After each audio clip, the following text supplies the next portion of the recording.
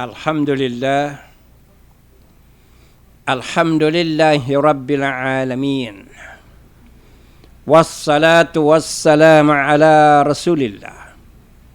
Assalamualaikum warahmatullahi wabarakatuh. Muli po ang pagbati. Magandang hapon po muli sa inyong lahat, Pilipinas. Muli po ay nandirito na naman tayo minsan pa sa ating programang Islam ang Solusyon.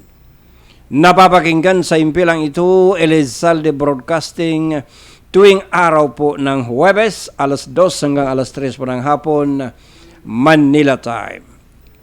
Ito po muli ang inyong kapatid sa pananampalataya, Salim Gimba. Para po sa inyong mga katanungan, komento o suwestyon, nandyan po sa inyong mga screen, 0927-927-9000 o kaya po ay 0919-6943095. Maganda po ang paksa natin sa hapon na ito. Tungkol po sa birth control. Tungkol po sa contraceptives. Paggamit ng contraceptives, tungkol po sa family planning. Ito ba ay ipinapahintulot sa Islam o ito ba ay ipinagbabawal sa Islam? Ito po ating paksa. Maganda po paksain ito nang sa gayon po marami ang ma-educate na kamusliman tungkol dito. Hanggang ngayon pa po ay marami pa rin ang Muslim na hindi nila alam ano ang hukum, ano ang ruling ng Islam tungkol sa birth control, tungkol sa paggamit ng mga contraceptives, tungkol po sa tinatawag na family planning. Kaya po, papaksain natin, tatalakayin natin ng punto por punto. Bago natin talakayin ay kaunting announcement po. Sa darating po na Oktubre, Insyaallah. Unang Lunes po ang ating English edition. Huwebes, Tagalog edition pa rin. Ibig sabihin po, umpisa po sa Oktubre, dalawa na po ang ating magiging programa. Ang Islam ang Solusyon ay magkakaroon na ng English edition. At yan ay Lunes. At kapag Huwebes, steady pa rin po ang Tagalog edition. Okay. Yan ay sa October po. Umpisa natin sa first Monday na October. Ganon pa rin mong oras, alas 2 hanggang alas 3 po ng hapon. Sige po at ating talakayin ng ating paksa ngayon. Daanin po natin sa mga tanong. Mga tanong. Tapos sasagutin natin ng mga hukom. Mga hukom po na nagmumula sa mga kilala ng mga world-class Islamic scholars. Tanong number 1. Ipinapahintulot ba sa isang Muslim na kanyang kontrolin ang laki ng kanyang pamilya? Ipinapahintulot ba sa kamusliman na kontrolin ang bilang ng kanyang mga anak? Yan po ang pinakapunto. Sa pamamagitan ng paggamit ng iba't ibang paraan ng birth control. Ito ba ay pwede? Ito ba ay hindi pwede? Makinig ka mabuti. Nang sa gayon po ay malaman mo, brother, malaman mo, sister, ano po ang standard na hukum sa Islam tungkol po sa birth control. Ang nagbigay po ng ruling, the Permanent Committee ng Saudi Arabia. Ang pinakakompletong pangalan niya ay the Permanent Committee for Scientific Research and Religious Verdict. Yan po ang pinakakompletong pangalan. Ngunit sinishortcut lang natin ng the Permanent Committee. Ang atin pong paksain ngayon, ang kanyang reference, Fatawa Islamiyya Volume 5, pages number 322 hanggang 324. Ano po ang ruling? Okay. Ayon po sa Council of the Senior Scholars, Ibig sabihin po, ang nagbigay po ng hatol ay ang mismo mga senior scholars, konseho ng mga senior scholars po, ng the Permanent Committee for Scientific Research and Religious Verdicts. Inimbestigahan po nila itong tanong na ito. Itong ganito pong issue tungkol sa birth control ay kanila pong ni-research mabuti, inimbestigang mabuti, pinag-aralan nilang mabuti. At matapos nilang mapag-aralan, sila po ay nagbigay ng hatol. At ano po ang kanilang hatol? Tungkol sa tanong, pwede ba sa Islam ang birth control? Pwede bang pigilin ang bilang ng paglaki ng pamilya, bilang ng mga anak? At ito po ang naging tuon ng kanilang pag-aaral at ito rin ang naging diin ng kanilang hukom. Ito po ang kanilang panawagan ng kanilang hukom. Ayon sa kanila, panawagan ng Islam, batas ng Islam, ang palakihin at paramihin ang bilang ng pamilya. Paramihin ang bilang ng panganganak. Sa Islam po ay hindi kinokontrol ang panganganak. Sasabihin ng iba, anong ipapakain mo pag marami kang anak? Hindi po problema ang maraming anak. Hindi po gugutumin ang maraming anak. Lahat po tayo bago isilang sa mundong ito, mayroon ng nakalaan sa atin na sustento ng ating Panginoon. Hahanapin lang natin. Tatalakay nating mabuti, hindi po ang dulot ng maraming anak ay gutom. Makikita niyo halimbawa ang Africa, ang daming nagugutom. Hindi po ang dahilan ng gutom sa Africa ay paramihan ng anak. Overpopulation. Hindi po. Ang dahilan kung bakit marami ang gutom sa Africa ay napakarami ang mga buaya na politiko sa Africa. Hindi nakakarating ang mga donasyon na galing sa Europa, galing sa Amerika, galing sa Asia. Napakarami mga donasyon na galing sa iba't ibang bansa, ngunit kinukulimbat ng mga kawatan ng Africa. Kaya po nagugutom ang sambayanan. Hindi rin problema ang populasyon. Ang problema po, management of population. Ganyan po. Okay. Ngayon, talakayin natin ang punto por punto para po maintindihan natin na ang panawagan ng Islam, palakihin ang bilang ng pamilya. Dahil po kapag marami ang pamilya, maraming manpower. Kapag maraming manpower, malakas po ang produksyon. Kapag lumakas ang produksyon, lumakas po ang ekonomiya. So, hindi po problema ang populasyon, ang problema po ay management ng populasyon. So, kapag na-manage mabuti, halimbawa China, 1 billion na population. Kung bakit sila nakakatakot, 1 billion na population, marami silang engineer, marami silang scientist, marami silang mga mahuhusay. Ito po ay nagbibigay sa kanilang produksyon. So, mga kapatid sa pananampalataya, ang pagkakaroon po ng mga anak ay ipinapalagay po sa Islam na napakalaking blessing, pagpapala. Kapag marami kayong magkakapatid, maraming blessings. Ang mahirap lang niyan sa umpisa, maliliit pa kayo. Ngunit pag kayo mga nakapagtapos na, may mga kabuhayan na napakalaki na naitutulong nito sa sambayanan. Ang pagkakaroon ng mga anak, maraming mga anak, ito po isang dakilang regalo, gift na ipinagkaloob ng Panginoong Allah sa kanyang mga nilikha. Ngayon, ano ang mga legal na katibayan? Baka isipin mo na ito ay kwentong barbero lang. Ano ang mga legal na katibayan ng kautusan sa Islam na paramihan ng anak? Hindi po kinukontrol, hindi. Alam ninyo, kung bakit nila ikinakampanya ang family planning. At ang kanilang bandera ay, pag maraming kumakain, maghihirap ang pamilya. Yan lagi ang kanilang bandera. Pag marami ang kumakain, maghihirap ang pamilya. Lalo na kapag maliit ang sahod ng tatay, maraming pakakainin, maghihirap ang pamilya. Hindi po. Maniwala kayo, hindi po. I-explain natin ng punto por punto na hindi yan totoo.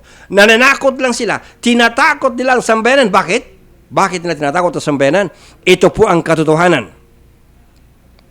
Nakita ng mga Europeyano ng United Nations na napakalakas ang bilang ng kamusliman. Ang mga Muslim, napakarami ng kanilang bilang sa mundo. 1.10 billion na ngayon ang Muslim sa mundo.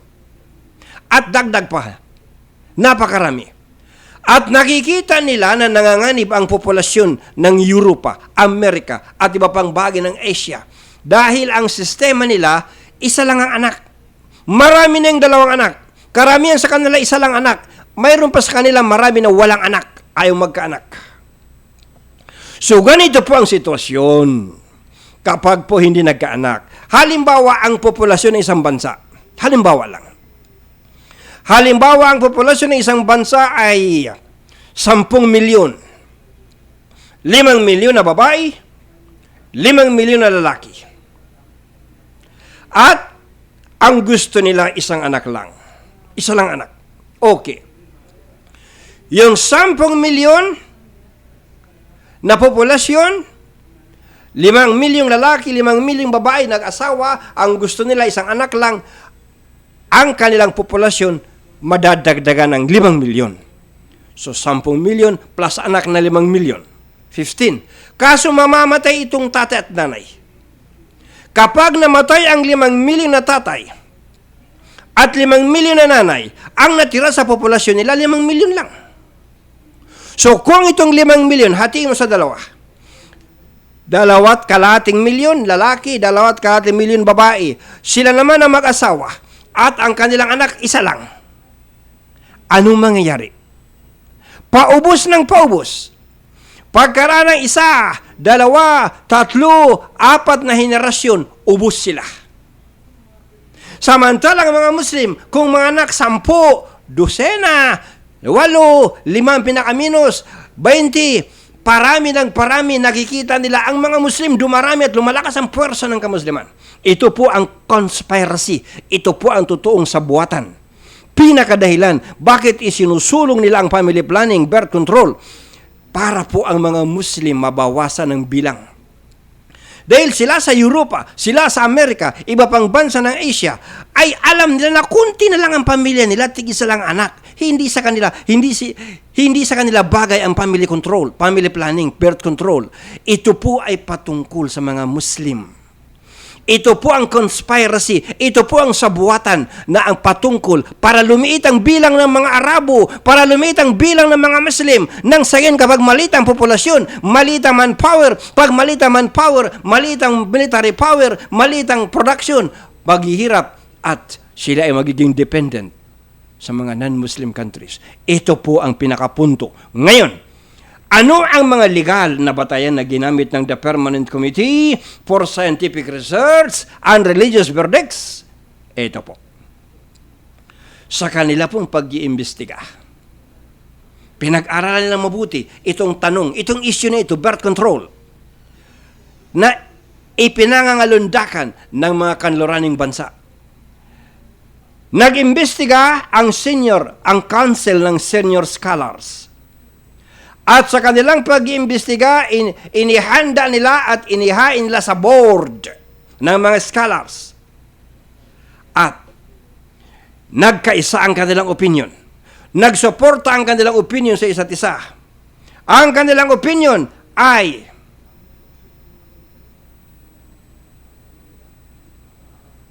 naghihikayat ng katotohanan na ang birth control ay sumasalungat, kumukontra sa human disposition ng tao, kumukontra po ito sa tinatawag na kalikasan ng lipunang tao.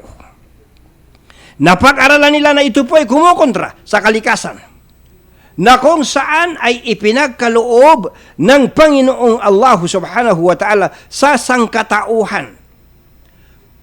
Mga anak, para dumami ang mga sumasamba sa Panginoon.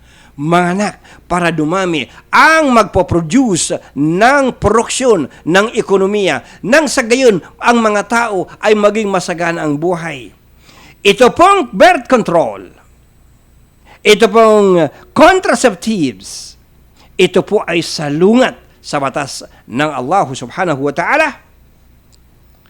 Batas na pinili ng Allah, Sharia, upang nang sa gayon maging matiwasay, maunlad at mapayapa ang pamumuhay ng tao sa mundo. Ayon po sa kanilang pag-aaral ng konseho ng mga senior scholars, ang paghihikayat po ng birth control, paggamit ng contraceptives, ay ang mga grupo po, worldwide na grupo, na ang layunin ay ang gumawa ng sabuatan. Ito po ang kanilang finding. Na ang pinakalayunin po ng birth control, family planning, ay ang gumawa ng sabuatan. Conspiracy. Laban sa kamusliman sa pangkalahatan at laban sa mga Arabo sa partikular. Komunidad ng mga Arabo sa partikular.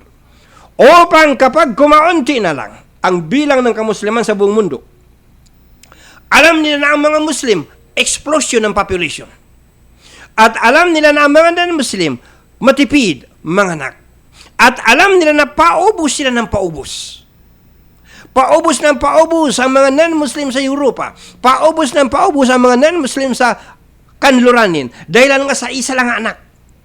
So kapag yung mag-asawa namatay, isa lang ang kapalit. Nanay at tatay, dalawa yan. Halimbawa, 2 milyon. Ang kapalit isang anak, 1 milyon lang. So nawala yung 2 milyon, kapalit 1 milyon. So kapag nanganak naman itong mga anak nila, 500,000 lalaki, 500,000 babae, pag nanganak sila, isa lang anak nila, lumiit sila na lumiit, naging 500,000 na lang. Then lumiit na naman ulit, maging 250,000. Paliit ng paliit, after 4 generations, na-realize nila, mauubos sila. At ang mga Muslim, parami ng parami, napakarami ng anak at napakarami na nagko-convert. Pagsamahin mo ang dumaraming mga anak, paramihan ng anak, at isama mo pa mga nagko-convert sa Islam, napakalakas ng bilang ng mga Muslim. So, ayon sa interpretasyon ng ating ginagamit na konseho ng mga senior scholars ng The Permanent Committee, ayon sa kanilang obserbasyon, itong birth control, itong family planning ay isang sabuatan upang ang kamusliman, populasyon sa buong mundo ay kumunti. At kapag kumunti na ang populasyon ng kamusliman sa buong mundo, nagiging madali naman, napakadali na kontrolin ng mga mapag-abuso na puwersa. Mga puwersang dahilan kung bakit nagdurusa ngayon ang buong mundo. Makokontrol nila ang mga Muslim at makokontrol nila, mahihigop nila ang mga resources ng mga Muslim at maaagaw nila ang mga lupain ng mga Muslim, kayamanan ng mga Muslim, upang sila ay maghari-harian sa mundo. Ito po ang pinakapuntarya ng family planning. Ayon po sa pag-aaral ng Senior Council, Council of Senior Scholars ng The Permanent Committee for Scientific Research and Religious Verdict. Ang pagsasagawa ng birth control, ayon sa kanilang pag-aaral na ginagamit natin na source, ay kahalintulad po ng panahon ng jahiliyah. Ano ba yung jahiliya? Ibig sabihin po ng jahiliya, kamangmangan, kaignorantihan. Anong tinutukoy rito na kamangmangan? Ang tinutukoy rito na kamangmangan ay yaong kamangmangan, kawalang kaalaman sa kung ano ang kalugod-lugod sa Panginoon, kung ano ang kapuot-puot sa Panginoon, kung ano ang moral, kung ano ang immoral, kung ano ang good, kung ano ang evil. So dahilan sa panahon na yaon na kamangmangan, panahon ng jahiliya, hindi alam ng tao anong ikapupuot ng Allah, anong ikalulugod ng Allah. Ang tawag sa kanilang henerasyon, jahiliya.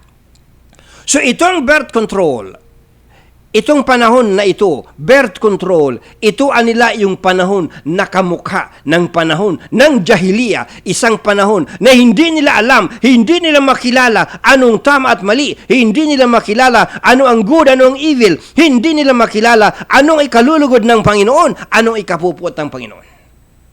Ang mahalaga lang sa kanila, makontrol nila ang mga bansang Muslim. Ngayon, kapag po marami ang tao, populasyon, halimbawa, tingnan mo ang China. Ang China, more than 1 billion ang kanilang populasyon. Kapag po marami ang populasyon, marami kang engineer, marami kang scientist, marami kang matatalinong tao, marami kang mahuhusay na tao, at nagsama-sama ang kanilang husay at galing, lalong umunlad. Ngunit kapag kulang ang mga tao, kulang ang manpower, kulang po ang mga scientist, kulang ang mga engineer, kakapusing ka, paano ang kaunlaran? So napakamahalaga ang maraming populasyon para marami ang gagawa, marami ang production, at uunlad ang ekonomiya. Therefore, ang conclusion ng konseho ng mga senior scholars, makinig kayo mabuti mga Muslim, ang conclusion ng kanilang fatwa, ng kanilang ruling ay hindi ipinapahintulot ang birth control sa ilalim ng anumang sitwasyon, hindi ipinapahintulot ang kontrasepsyon kung ang dahilan. Tingnan mo yung kung, meron siyang kondisyon. Kung ang dahilan ng contraception, kung ang dahilan ng birth control ay takot na magutom ang pamilya, hindi ipinapahintulot ang birth control. Maliwanag. Ito kasi ang ibinabandera nila parati, na kapag marami kayo, kunti lang sahod ng tatay ninyo, ang dami niyo magkakapatid, gugutumin kayo. Mamaya ipaliwanag natin ang gusto yan. Ha? Hindi po totoo yan. Ito po ang solusyon. Maraming magkakapatid, maraming magtutulong-tulong sa bandang ulihan, magkakaroon lahat ng trabaho, magtutulong-tulong sila. Ang mahirap lang, yung umpisa na sanggol pa lang, maliit pa lang, pinag-aaral pa lang. Ngunit napakarami ng mga charitable institutions na tinutulungan nila ang ganyang mga klaseng maraming anak. Kung bakit walang tumutulong ng mga institusyon sa isang bansa, kinukurakot ng mga elite, ng mga burgis na pamilya. Therefore, ulitin natin, kung ang dahilan ng birth control ayon sa hatol ng Fatawa Islamiyah, kung ang dahilan ng birth control ay takot magutom ang pamilya, ito po ay hindi ipinapahintulot sa Islam. Hindi yan justifiable na dahilan. Hindi yan katanggap-tanggap na dahilan. Dahil ang Allah subhanahu wa ta'ala, siyang bumubuhay sa atin. Pagkasilang mo sa mundong ito, mayroon ng nakalaan na sustento para sa iyo. Ilang sakong bigas ang makakain mo, ilang galon na tubig maiinom mo, gaano kalaki ang volume na hangin na mailalanghap mo, lahat ng mga yan po ay nakaprepare para sa iyo. Hahanapin mo lang. Kung mismo nga bulati, hayop, kung anumang nilalang ay binubuhay ng Allah, pinapakain ng Allah, bulati, yung mismong mikrobyo, yung mismong kagaw, pinapakain ng Allah. Tao pa kaya? Kung mismo na walang sampalataya sa Panginoong Allah, binubuhay ng Allah. Kung mismong mga kumukontra sa Panginoong Allah, binubuhay ng Allah, pinapakain ng Allah, pinaiinom ng tubig ng Allah, pinalalanghap ng hangin ng Allah, ikaw pa kaya na Muslim, hindi bubuhayin? Katibayan, chapter 11, verse 6, Quranul Karim, Ba'da, A'udhu billahi minas shaitanir rajim. وَمَا مِن دَابَّةٍ فِي الْأَرْضِ إِلَّا عَلَى اللَّهِ رِزْقُهَا. Malapit-lapit ang pakahulugan. Chapter 11, verse 6, Quranul Karim. At walang nilikha na gumagala sa kalupaan maliban na nasa Allah ang panustos nito. sa simpleng translation, wala pong nilalang, either tao or hayop or mikrobyo o bulati o whatever, walang anumang nilalang dito po sa daigdig na hindi binubuhay ng Allah. Yan po ang katibayan. Quran mismo, salita ng Allah. Ibig sabihin, kikilos ka lang, hahanapin mo lang, nandyan lang sa tabi-tabi, makikita mo kapag kumilos ka lang. Bulati nga kapag kumilos lang, meron siyang makakain eh. Ngayon, kailan ang contraceptive allowed sa Islam? Ito ngayon, idagdag natin ha.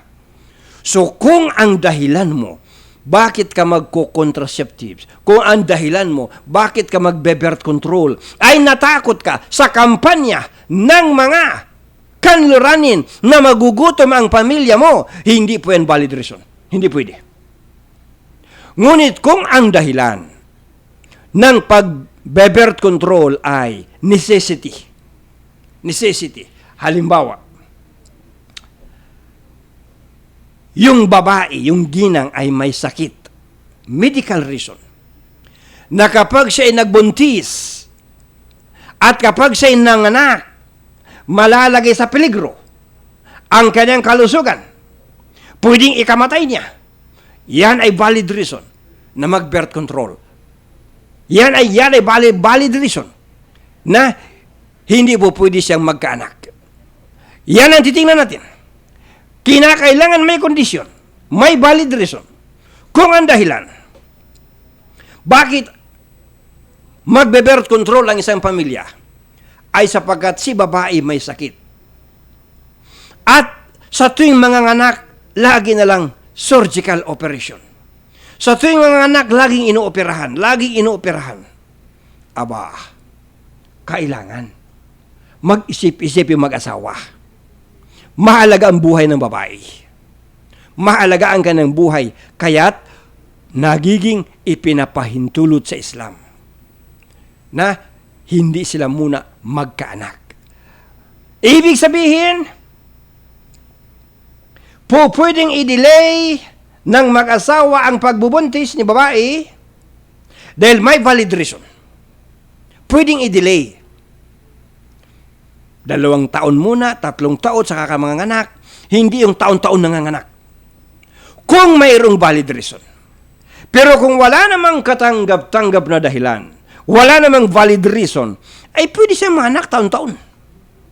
Para lalong dumami ang puwersa ng populasyon kamusliman. Darami ang populasyon ng mga sumasamba sa Panginoong Allah. Na kailangan natin na mamamayan na dumami tayo na sumamba sa Panginoong Allah subhanahu wa ta'ala para lalong magkaroon ng biyaya at gantimpala ang lipunan na sumasamba. Ngunit, kung ang dahilan ay magkakaroon ang pamilya ng problema. Manganganib si misis. Manganganib ang babae. Kaya, walang pagtutol sa kaso ng kontrasepsyon. Pwede. Yan po ang hukom ng Islam.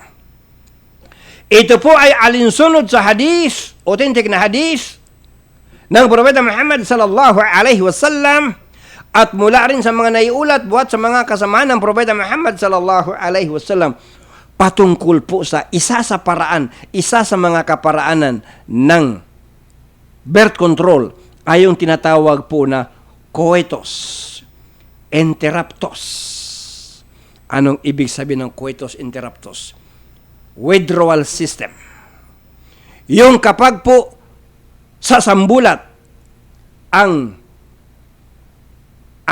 sperm ng lalaki ay ilalabas niya sa organ ng babae para huwag makapasok sa loob, ang tawag rito withdrawal system.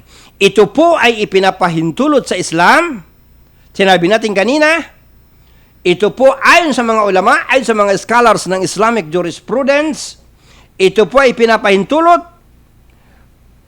Ganon din kung ang babae ay painumin ng gamot, pills kung tawagin, para hindi mabuo ang kanilang anak, pinapahintulot rin.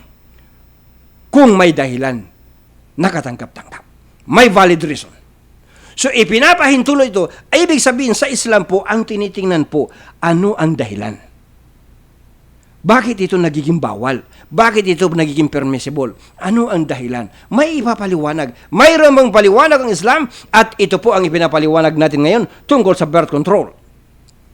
Ibig sabihin, ipinapahintulot lamang ang contraceptive o ang pagpigil sa pagbubuntis kung sa isang sitwasyon na kung saan kumpirmado na kailangan talaga. Sanhi ng medical na dahilan, medical reason, o anumang katanggap-tanggap na dahilan. Subalit, ulitin natin, at ulit-ulitin natin, para diinan, kung ang dahilan lamang ay natatakot ka na maghirap ang pamilya mo kapag marami kayong kakain, kung ang dahilan lamang ay marami kayong magsishare ng pagkain, kung marami kayong magkakapatid, kung yan ang kinatatakutan mo, hindi po yan valid reason. Hindi yan ipinapahintulot sa Islam. Therefore, kung yan ang dahilan, bakit ka natatakot na dumaming anak mo, sa Islam po, bawal ang birth control. Maliwanag. Nagkaintindihan tayo? Ulitin natin, ang source po ng ating hukom na binasa sa inyo ay mula po sa The Permanent Committee. Reference natin, Fatawa Islamiyah, Volume 5, pages number 322-324. For your complete reference. Pwede mong i-double check yan. Kung mayroon ka mga volumes ng Fatawa Islamiyah, pwede mong i-double check yan. Tanong numero 2. Okay, question number 2 tayo. Puntahan natin yung kaunti lang ang sahod ng tatay. At marami ang kanang pakakainin. Kaunti lang ang sahod ni tatay. Ang trabaho niya, siguro ang trabaho niya, tagawalis lang ng kalsada. O kaya ang trabaho lang niya, janitorial. Whatever. Maliit lang ang sahod. Ngunit ang daming anak. Pakakainin. Tanong, ipinapahintulot ba sa Islam na limitahan mo yung panganganak ng misis mo dahil kaunti lang ang sahod mo at marami kayong kakain? Ito po ang tanong. Ito po ang maintindihan at mabuti. Dahil sinabi natin kanina, ito po ang ibinabandera parati ng mga promotor ng birth control. Tinatakot nilang sambayanan na kapag dumami kayo at kunti lang ang kinikita ng tatay ninyo, magugutom kayo.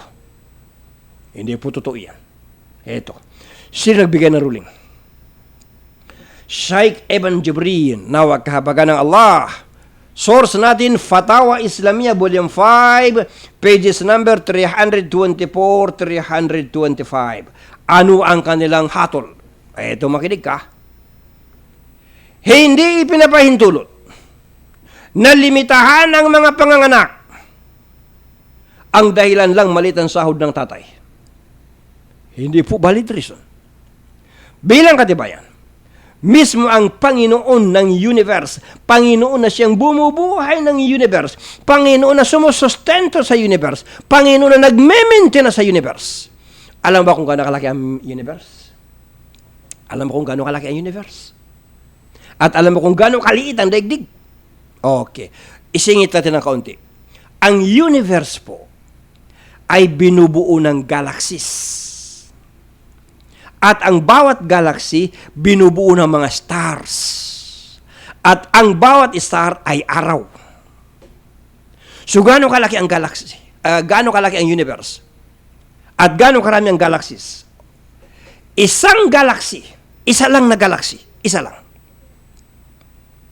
Naglalaman ng hundreds of billions of stars. Isang galaxy. Isang galaxy naglalaman ng hundreds of billions of stars. At yung mga star na ito ay araw. May mga star na mas malaki kaysa sa araw natin ng 1,000 times. So makita mo gaano kalaki. Isa lang na galaxy, halimbawa Milky Way. Isa lang na galaxy, katulad ng galaxy natin, Milky Way. Naglalaman ng hundreds of billions of stars. So makikita mo bang daigdig? Diyan sa hundreds of billions of stars, hindi mo makikita. Okay, ilan ang galaxy sa buong universe? Hundreds of billions of galaxies. Gano'n ba karami, bro? Sa lahat, ang mga heavenly bodies, huwag natin isama lahat heavenly bodies, stars lang. Gaano ba karami ang stars sa buong universe? Ayon po sa paliwanag ng siyensya, kung gaano karami ang buhangin sa disyerto, mas marami pa ang stars sa universe. Ganoon karami. Ngayon, kung itong billions upon billions of stars sa universe ay kayang sustentuhan, buhayin ng lumikha ng universe, ikaw pa kaya na, Pulano? Ikaw pa kaya na Pedro? Ikaw pa kaya na Juan ang hindi kayang buhay ng Panginoon? Itong universe, naglalaman ng hundreds of billions of galaxies. Bawat galaxy, naglalaman ng hundreds of billions of stars. Ang dami ng bilang ng stars sa buong universe, mas marami pa kaysa sa bilang ng alikabok sa disyerto. Buhangin sa disyerto. Lahat binubuhay ng Panginoon. Ikaw pa kaya na kuto ng planetang daigdig, na ang planetang daigdig, kuto ng heavenly bodies sa isang galaxy lang? Ikaw pa kaya hindi bubuhay ng Allah? Yan ang logic, common sense. Kung bakit walang makain ng sambayanan, ninanakaw ng mga kawatan. Itinatago sa Swiss bank ang kayaman ng sambayanan, kaya walang makain ang mga taga-Africa. Hindi ang dahilan ay populasyon, overpopulation. Hindi po ang dahilan overpopulation. Ang dahilan po, mga kawatan. Yan ang totoo. Bilang katibayan, nabubuhay ng Allah, ay binubuhay nga niyang trillions upon trillions of stars. Ikaw pa kaya? Ikaw pa kaya na kutong lupa? Hindi niya bubuhayin dito sa planetang daigdig na pagkalit-liit, wala pa sa likabok ng universe. Ikaw pa kayo niya bubuhayin? Katibayan, chapter 17, verse 31, Quranul Karim. Nahnu narzuquhum wa iyyakum. Kami ang tutustos sa kanila at ganun din sa inyo. Panginoong Allah ang tutustos. Nahnu narzuquhum wa iyyakum. Kami ang tutustos sa kanila at ganun din sa inyo. Siya ang bumubuhay sa atin. Kahit na ang tatay mo, janitor lang, at 10 kayo ng magkakapatid, may paraan ang Panginoon para buhayin kayo. Na hindi lang lahat manggaling sa sahod ng tatay ninyo, manggagaling pa sa ibang sources. Ang ikabubuhay ng pamilya mo, bubuhayin kayo ng Panginoon. Ganun pang katotohanan. Kaya't huwag katakutan ang marami. Dapat mga matuwa kapag kayo ay marami. Dahil marami kayong magtutulungan kapag malalaki na kayo. Marami kayong magtutulungan ng magkakapatid kapag malalaki na kayo. Malakas ang inyong manpower.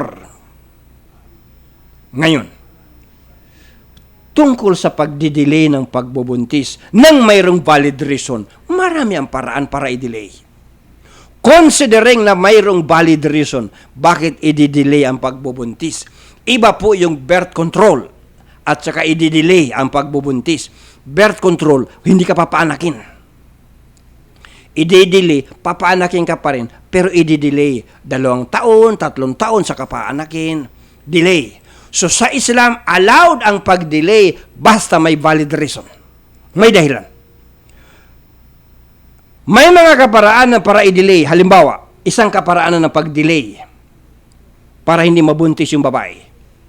Ayon sa mga medical na paliwanag. Kapag po ang nanay ay nagpapasuso sa kanyang sanggol ng gatas ng nanay, nadidelay ang pagbubuntis ng nanay. Dahil sa normal po, hindi nagaganap ang pagbubuntis kapag po ang nanay ay nagpapasuso sa kanyang anak. Isa pang paraan ng pagdidelay ng panganganak na ipinapahintulot sa Islam kung may valid reason. Na anong valid reason? Tinalakay natin sa itaas. Isa pang paraan para i-delay ang pagbubuntis ay ang pagtatalik ng mag-asawa ng 1 linggo o 2 linggo pagkaraan ng regla ng babae. Buwan ng dalaw. Ibig sabihin, madalas po mangyari na kapag ang babae katatapos lang ng buwan ng dalaw, katatapos lang ng regla, at saka sila nagtalik ng mag-asawa, mabilis, madali po, mabuntis yung babae. So, upang huwag siya mabuntis, ay ipaparaanin ng 1 linggo o 2 linggo pagkaroon na siya ay magkaroon ng buwan ng dalaw. I-delay yung panganak nang may dahilan na katanggap-tanggap. May valid reason. At lahat po ng ito ay sa pahintulot ng Allah. Kahit na i-delay mo pa, basta ipinahintulot ng Allah na magkakaanak talaga. Opo. Kahit ano pang harang mo kapag ginusto ng Allah. So ito yung pinaka-general principle, ang Allah pa rin ang nasusunod. Isa pang kaparaanan upang i-delay ang pagbubuntis, na dahilan kung bakit i-delay ay may valid reason na katanggap-tanggap, ay yung tinatawag po na binanggit natin kanina, coitus interruptus, withdrawal system. Ipinapahintulot na kapag ang punlay ng lalaki ay pinaputok sa labas, sa halip na sa loob ng organ ng babae, ito po ay ipinapahintulot. Kung ang mag-asawa po ay nagkasundo sa ganitong pagtatalik. So, isa sa alang-alang rin ang permiso ng babae. Hindi po pwede sa Islam, injustice yun, oppression. Na ikaw lang na lalaki ang solve na solve. Pagkatapos ang misis mo ay bitin. Tao tayo. Opo. Pareho tayong mga tao. Meron tayong mga emotion. May pangangailangan physical, sexual. So, hindi po pwede na ikaw lang, mister, ang solve na soul, at ang misis mo ay bitin na bitin. So, ipapahintulot lang ang withdrawal system. May permiso yung babae. At kung bakit nyo gagawin, may dahilan na katanggap-tanggap. Ipinapahintulot ito. Ganon din ang pagtanggal ng fertilized ovum ng babae, pag-iinom ng mga permitted na medicine, pag-inom ng contraceptives na ipinapahintulot ang medicine, kung may katanggap-tanggap po na dahilan. May valid reason. So, lagi po dinidiinan natin yung rational, valid reason, katanggap-tanggap na dahilan, sapagkat ang Islam ay rational religion. Hindi po ito emotional na religion. Ito po ay religion po na ginagamit ay ang tumpak na katarungan ng matuwid na isip ng tao. Ulitin natin, ang nagbigay po ng hatol, Sheikh Ibn Jibrin, Fatawa Islamiyah, Volume 5, pages number 324-325.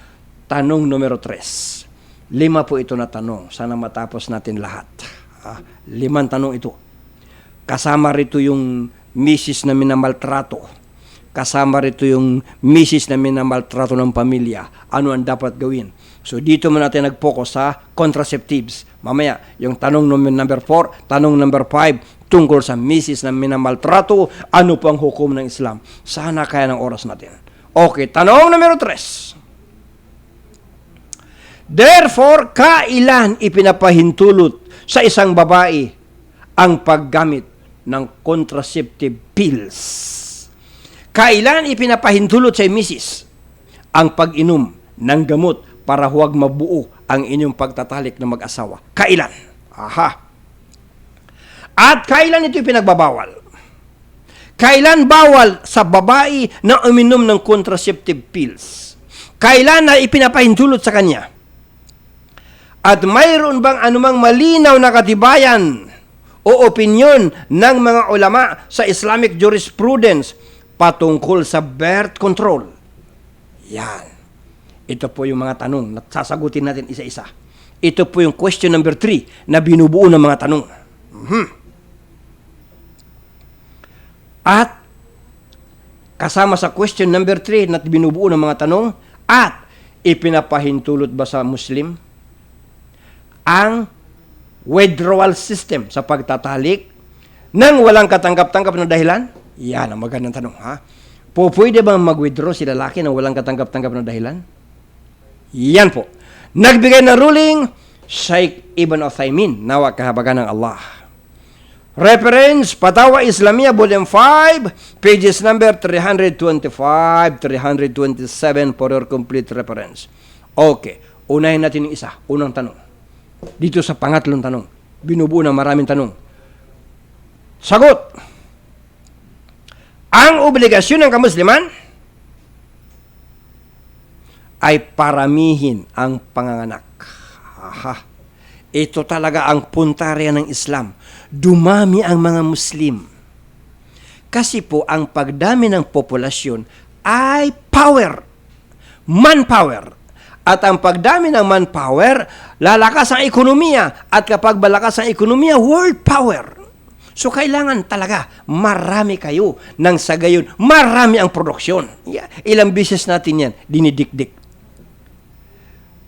Obligasyon ng kamusliman, paramihan ng panganganak sa abot ng makakaya. Siyempre, mayroon namang iba na hindi talaga kayang maraming anak. Mayroon namang iba kaya talaga maraming anak. Ibig sabihin, mayroong iba na may diferensya. Mayroong iba na walang diferensya. Paramihan ng anak sa abot ng makakaya dahil ito po utos mismo. Utos mismo ito ni Propeta Muhammad sallallahu alaihi wasallam. Utos. Bilang utos. Ito yung kanyang hadis. Tajawwajul wadudal waluda fa inni mukasirun bikumul umamah. Malapit-lapit na pakahulugan. Asawahin ninyo ang palaanak. Aha. Ikaw lalaki, kapag maghahanap ka ng maasawa, ang asawahin mo, yung lahi nila mga palaanak. Yung mga magulang nila, mga kapatid ng mga magulang nila, maraming anak. Palaanak. Ulitin natin. Asawahin ninyo ang palaanak. Mapagmahal na kababaihan sapagkat ako ay magkakaroon ng pinakamalaking bilang ng tagasunod sa araw ng muling pagkabuhay. Source natin, Hadith Abu Dawud, Hadith number 2050. Hadith An-Nasai, Hadith 3229. Hadith Ibn Hibban, Hadith 4028 for your complete reference.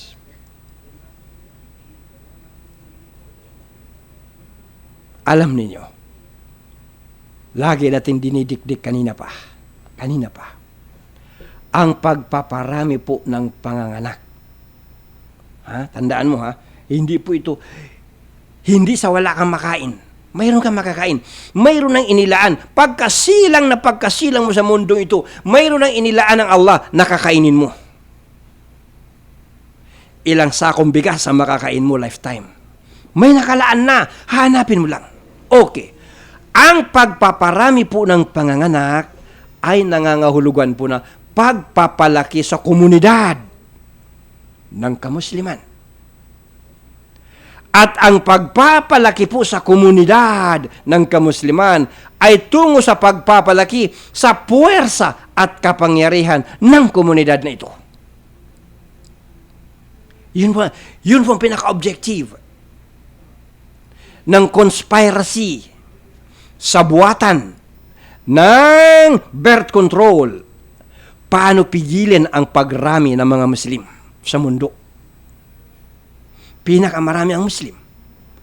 Palaanak na nga, ang lakas pa ng bilang ng mga nagko-convert. So lalo silang lumalakas. Ang pinaka-prinsipyo ng katuruang Islam ay to live a life of submission unto the will of the Almighty Allah. Pamumuhay po na pagsuko, pagsunod sa kalooban ng Allah. Hindi pamumuhay na pagsunod, pagsuko sa bisyo. Ang mga kanluranin po, ang buhay nila puro bisyo. Babae, alak, yugyugan, sugal, kasino, kung ano-ano pang bisyo. So nakikita nila na banta sa kanilang kaligayahan kapag dumami ang mga Muslim. Ang mga Muslim disiplinado. Walang bisyo. Hindi uminom ng alak, hindi nang bababae, hindi nagsusugal. So ang buhay niya ay disiplinado. So nakita nila, kapag dumami ang mga Muslim sa mundo, patay ang kanilang enjoyment. So ano ang gagawin nila? magkakampanya sila na pigilin ang panganganak para mga Muslim kumunti ang bilang. Allahu Akbar, subhanallah. Huwag mong katakutan ang pagkain na baka kapusin. Maniwala ka, bubuhayin kayo ng Allah. Sa ibang paraan na hindi mo alam, kahit na mismong hindi Muslim, na hindi sumasamba sa Allah, hindi kumikilala sa Allah, binubuhay ng Allah. Lalo na kung Muslim ka, kumikilala, sumasamba sa Allah. Mismo nga hayop, mismo bulati, mismo ahas, mismo ano man, nanilika sa ibabaw ng lupa, binubuhay ng Allah. May sustento. Habang buhay siya, may sustento. Ikaw pa kaya na tao? Sinabi natin kanina, kung bakit nagugutom ang mga tao sa Afrika, kinukurakot, ninanakaw, kinukulimbat, itinatago sa Swiss bank ng kanilang mga politikong mga dambuhalang magnanakaw. Marami po ang pagkain, marami po ang resources, kaya lang kinukuha ng ilan, itinatago sa Swiss bank. Kaya marami nagugutom. Hindi ang sanhi ng gutom ay overpopulation. Ang sanhi ng gutom, overcorruption. Yan ang dahilan. Kaya mga kapatid sa pananampalataya, napakahalaga itong topic natin. Okay. Sinabi mismo ng Allah subhanahu wa ta'ala, noong kanyang palakihin ang angkan ni Israel, na ang pagpapalaki ng populasyon, komunidad ay pampalakas ng puwersa. Sinabi niya mismo, nung kanyang palakihin ang populasyon ni Israel, chapter 17, verse 6, Quranul Karim. Waja'alnakum aktsara nafira, at ginawa kayong napakarami sa bilang ng mga tao. Tinutukoy mga Israel. Dahil puwersa po, power ang maraming populasyon.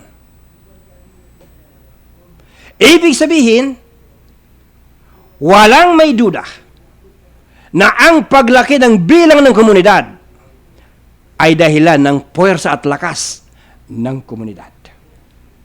Ang pagdami ng populasyon ay puwersa. Hindi po ang populasyon po ay pupuksain. Katulad nitong COVID-19. Para raw puksain ang populasyon. Dahil iniisip nila kapag maraming populasyon, maraming kakain. Allahu Akbar, subhanallah. Alam mo yung mga tagagawa ng plano na yan, mga baliw talaga. Wala silang awa na patayin ang sambayanan, injection ng mga bakunang lason. Subhanallah. Magandang topic yan. Talakayin natin minsan yan. Yang bakunang lason, talakayin natin. Dito muna tayo mag-focus sa ating paksa.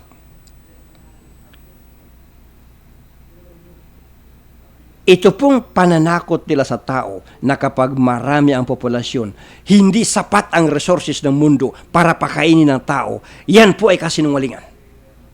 Hindi po totoo na kapag dumami ang mga tao, kukunti ang pagkain sa mundo at maraming magugutom. Hindi po yan totoo. Ang totoo, marami ang pagkain, ngunit itinatago ng mga kawatan.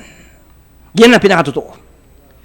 Itong prinsipyo na ito, salungat sa kung anong sinasabi ng mga yaon na may di magandang iniisip sa Allah. Ito pong birth control, itong population, family planning, ito po ay salungat. Salungat ito sa katotohanan.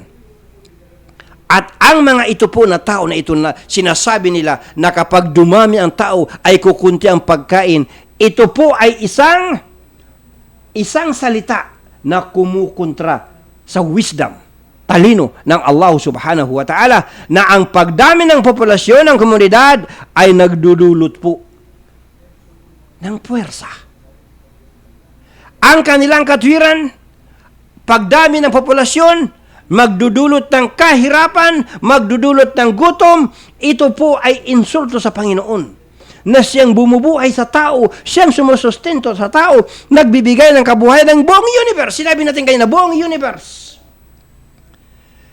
Yung energy ng araw, yung bawat araw, bakit lumiliwanag? Mayroong energy. Sinong bumubuhay ng energy? Ang Panginoon. Ilan ang araw sa universe? Sinabi natin na ang bawat araw, star. Yung nakikita mong star, araw yan.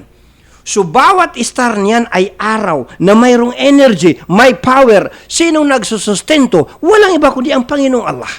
Lumikha ng universe. So, kung kaya niyang sustentuhan ang buong universe na hindi mabilang, mas marami pa kaysa bilang ng buhangin sa disyerto na mga araw, bakit hindi na kayang sustentuhan ikaw na tagalupa na itong planet Earth, kuto lang, kuto, wala pa sa kuto, wala pa sa alikabok ng mga heavenly bodies sa buong universe. Gamitin mo yung konting sentido komon. Kung kayang buhay ng Panginoong Allah, lahat ng heavenly bodies sa buong universe, bakit hindi kanya kayang buhayin, Pedro? Na isa ka lang kutong lupa ng planetang kutong lupa rin ng universe. Subhanallah. Ulitin natin. Ulit-ulitin natin. Para diinan po na huwag kang matakot na dumami kayo, mga kapatid. Hindi kayo gugutumin ng Allah. Tandaan mo ang katotohanan.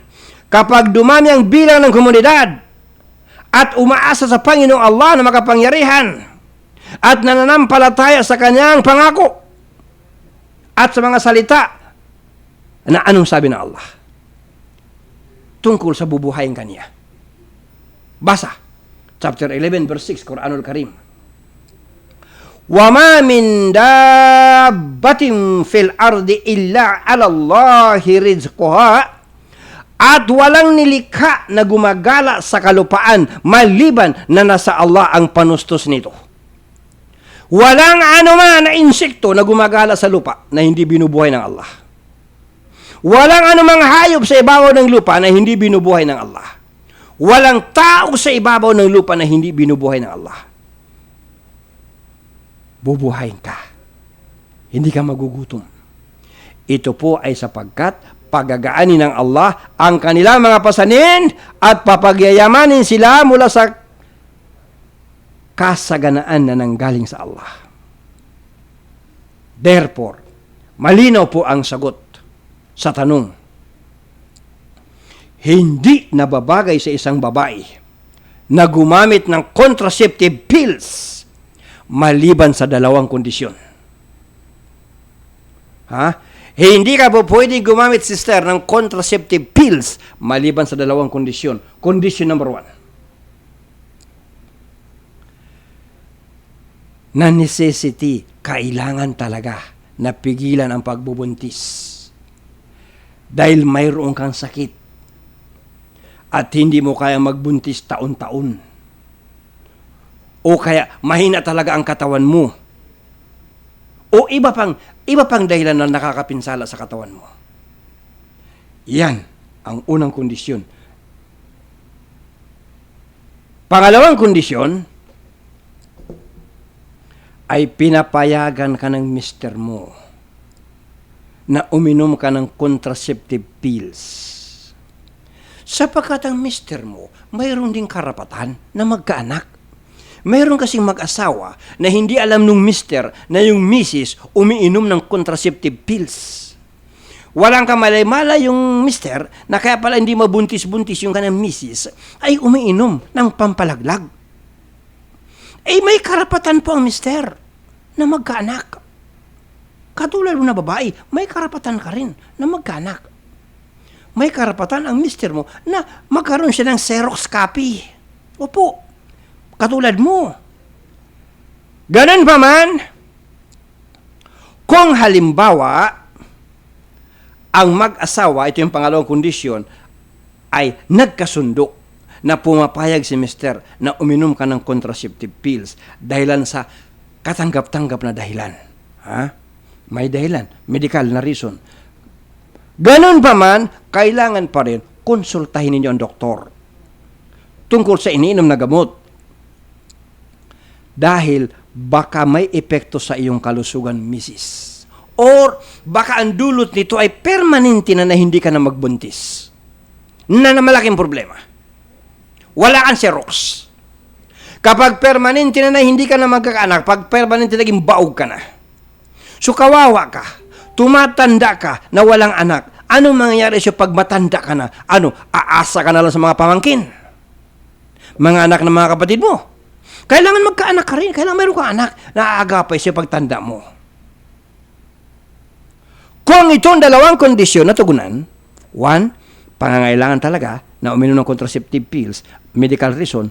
Pangalawa, pumapayag ang mister, ay walang tutol ang Islam sa pag-inom ng ganyang mga tableta, ang misis. Subalit, tandaan ninyo, aware kayo, kailangan hindi ka umiinom ng gamot na ang dulot ay pampapermanenteng hindi ka na magkakaanak. Huwag kang magpapalaigit, misis. Ha? Sapagkat pwedeng mangyari na may dumating na peste sa sambayanan. Halimbawa, may dumating na virus sa sambayanan. Pwedeng mamatay lahat ng anak mo. Nagpalaigit ka na. Paano ka pa magkakaroon ng lahi? Wala kang lahi. Wala kang salinlahi. So, bawal sa Islam ang permanent na hindi na magkakaanak. Allahu Akbar. Patungkol sa pangalawang bahagi ng tanong, kasi ang question number 3 ay binubuo ng mga tanong. Tungkol sa pangalawang bahagi ng tanong, mayroon bang anumang malinaw na katibayan o opinyon ng mga ulama patungkol sa birth control? Ang kanilang sagot ay imposible.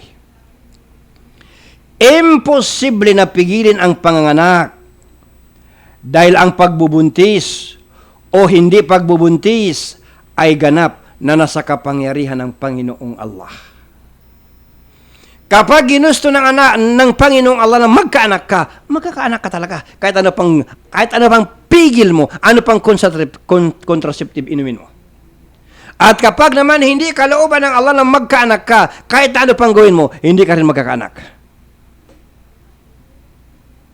Dagdag pa, kapag nilimitahan ng tao ang bilang ng kanyang mga anak, tulad ng sinabi natin kanina, pwedeng may dumating po na sakit sa bayan. Pwedeng may dumating na peste. May dumating na malaking kalamidad, malaking virus. Paano kung nalipol ang populasyon? Mga anak mo patay lahat sa loob ng isang linggo o isang buwan o isang taon. Di wala ka ng salinlahi. Paano pa? Wala nang susunod sa henerasyon mo, ng pamilya ninyo. Wala na, putol na.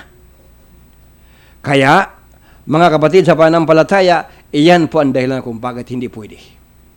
Ang contraceptives, maliban na lamang kung mayroong valid reason.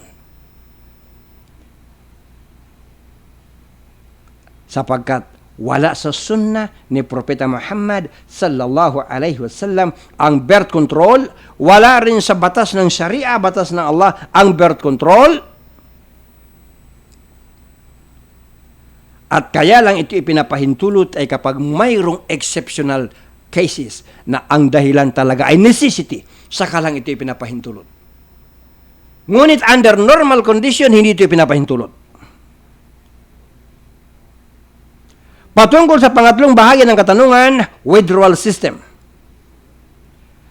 Pwede ba ang mag-withdraw ng walang dahilan?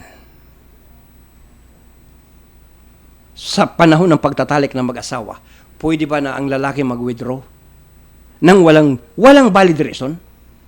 Ang tamang opinion ng mga scholars ay walang pagtutol dito. Ibig sabihin, pwede. Batay sa isang hadith ni Jabir, nakagawian namin anya na gawin ang coitus interruptus habang ang Quran ay nananatili pang ipinapahayag. Ibig sabihin, buhay pa si Propeta Muhammad sallallahu alaihi wasallam, ipinapahayag pa, inire-reveal pa ang Quran, ay ginagawa nila ang withdrawal system at walang lumabas na injunction na bawal. Ibig sabihin, pwede. Kaya lang, isa sa alang-alang mo rin ang misis mo, kaligayahan ng misis mo. Hindi po pwedeng ikaw lang solve lagi. Mapuputol ang kaligayahan ng misis mo kung ikaw ay mag-withdraw para parati. Kaya, mga kapatid sa pananampalataya, kailangan din isaalang-alang ng mister ang kaligayahan ng kanyang misis. Kung sila ay mag-withdraw, kailangan may pahintulot ang misis. Kapag walang pahintulot ang misis, Huwag mo gagawin, brother.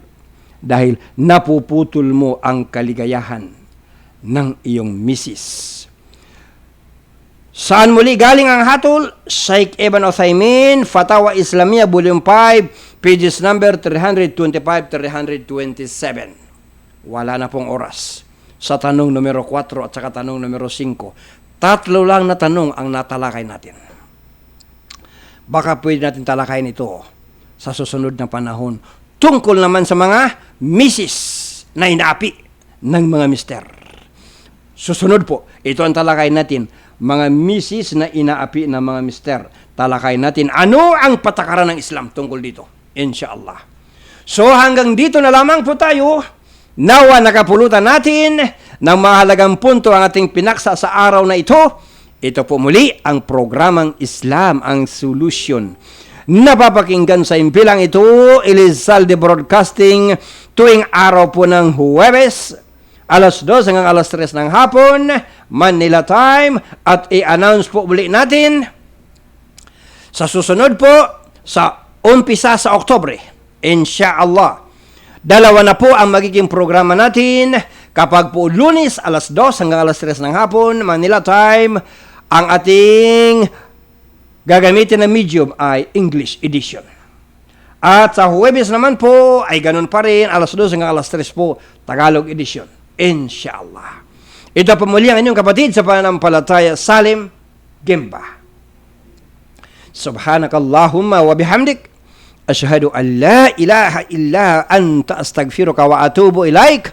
At muli po, pagbating kapayapaan sa mga nananampalataya sa kaisahan ng Allah. Assalamu alaikum warahmatullahi wabarakatuh.